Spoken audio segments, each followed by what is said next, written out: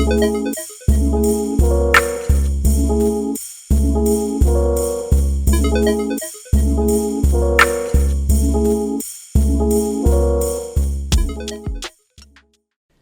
how many design revisions should you include for a logo design project? Well, you're definitely going to need to include some revisions. Even if you came up with an incredible initial concept, you should be allowing at least enough time to refine and really get the best out of that concept and to develop it professionally.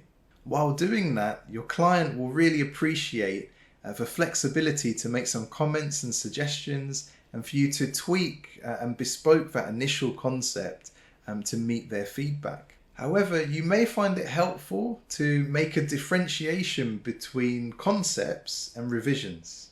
What do I mean by that? Well, a revision should definitely include tweaks and adjustments to a concept. But what if a client asks you to give them another concept entirely?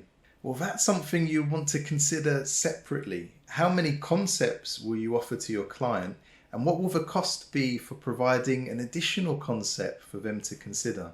If you make this clear distinction, then your client knows exactly what to expect, and you can avoid a potentially awkward situation where the client's not quite sure what's included. Personally, I like to include up to 2 design revisions. I found that's enough time to carefully refine a concept and enough to take on board any feedback or steer that the client has for me.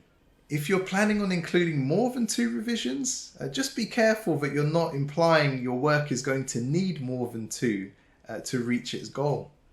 And definitely don't include unlimited revisions. It's unreasonable.